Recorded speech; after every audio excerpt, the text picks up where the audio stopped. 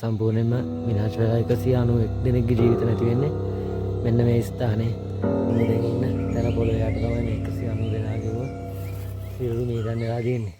Concrete කරපු මේ පඩිපෙළ තියෙනවා. ඒ වුණාට දැන් නම් අර කැලෑ වැදිලා තනි එක්කෙනෙක්ට යන්න පුළුවන් වගේ පාරක් තමයි තියෙන්නේ.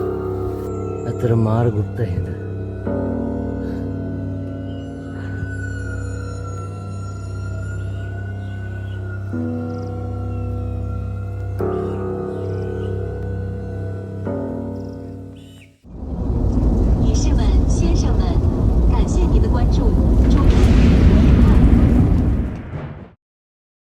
Hi travellers, good morning ඔක්කොටම.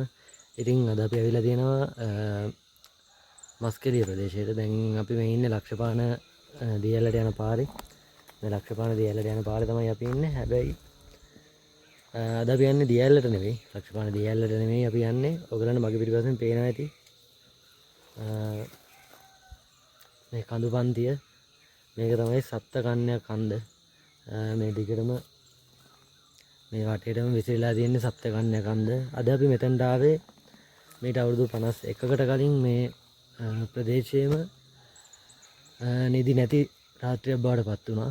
අපි ඉපදෙන්නත් කලින් මේ ප්‍රදේශයේම එක්තරා රාත්‍රියක් අඳුරු රාත්‍රියක් වුණා. මුළු ලංකාවම අඳුරෙන් වෙලා ගත්ත රාත්‍රියක් බවට පත් වුණා. ඒකට හේතුව තමයි මේ මඩ පිටිපස්සෙන් පේන මේ සප්ත කන්‍යා කන්ද මේට අවුරුදු 51කට කලින් ඉන්දුනීසියාවේ ඉඳන් මක්කම බලා ගුවන් ගත වෙච්ච DC-8 ගුවන් යානය. මේ හරියට මට පිටිපස්සෙන් තියෙන මේ කන්දේ වෙන්න මෙතන මේ දෙබොක්කාව අතර ගුවන් යානය අනතුරට ලක් වෙනවා. මේ අනතුරෙන් 191 දෙනෙක් ගමන් ගත්ත 191 දෙනාම මෙතන ජීවිතක්ෂයටපත් වෙනවා.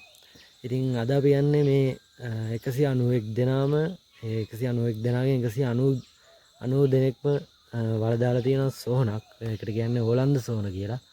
ඉතින් අපි ඒ ඕලන්ද සෝහනට තමයි අද යන්නේ. වැඩි කවුරුත් යන්නේ නැහැ. දැන් මේ ලක්ෂපාන දියැල තියෙන මෙතන නම් පොඩි දුරකින්.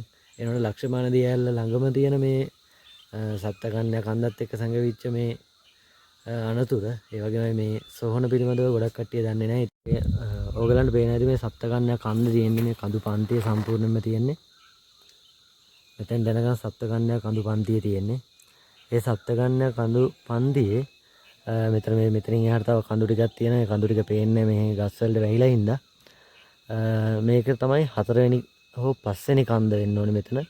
මෙතන මේ තියෙන දෙබොක්කාව අතර මෙන්න මෙතෙන්ට තමයි මිනිස්සු කියන විදිහට මෙන්න මේ කන්දේ ගුවන් යානයේ වම් පැත්තේ තටුව වැඩිලා. ඒ කියන්නේ මේ පැත්තෙන්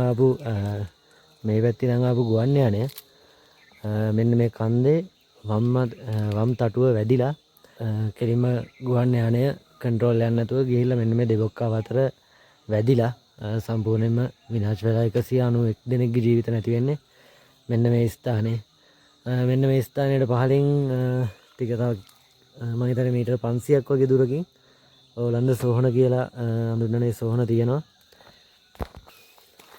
ඉතින් අපි දැන් ඒ ඕලන්ද සෝහනට යනවා තව ටිකකින්. අපි ගිහිල්ලා බලමු අද වෙනකොට කොයි වගේ තත්ත්වයකද තියෙන්නේ. ගොඩක් කට්ටිය කියන එක කැලෑ වැදිලා තියෙන්නේ කියලා. ඒ කියන්නේ කවුරුත් මේ ඕලන්ද සෝහනට යන්නේ නැති නිසා.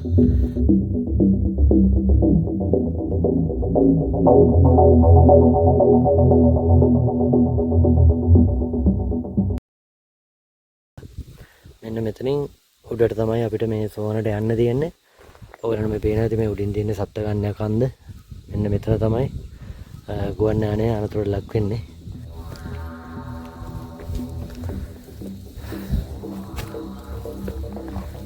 කොන්ක්‍රීට් කරපු මේ පඩිපෙළ තියෙනවා. ඒ වුණාට දැන් නම් අර කැලෑ වැදිලා තනි එක්කෙනෙක්ට යන්න පුළුවන් වගේ පාරක් තමයි තියෙන්නේ.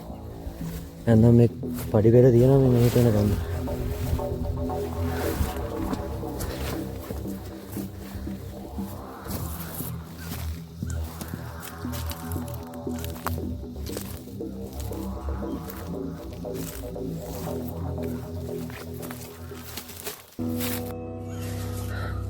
හරි ගයිස්, අපි ඕලන්ද සෝහනට ආවා.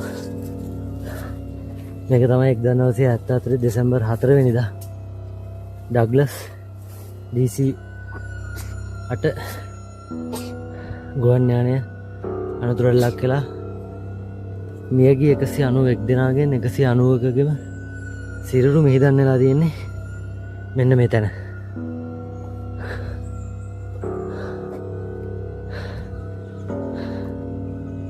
අතර මාර ගුප්ත හේද.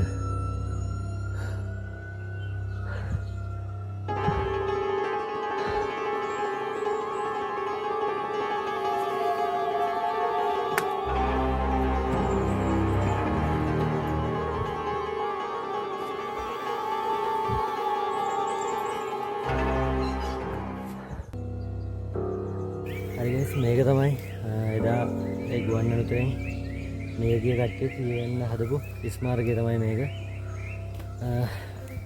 ඕන උඩින් පේන ඇති සප්තකන්‍යා කන්ද. මේ කන්දේ හැතිලා තමයි 191 දෙනාගේම ජීවිත නැති වුණේ. මේක ජීවිත නැති වෙච්ච 191 දෙනාගෙන් 190කම සිරුරු මම මේ දැන් ඉන්න තැන පොළොවේ යට තමයි මේ 190 දෙනාගේම සිරුරු මිහිදන් වෙලා තියෙන්නේ.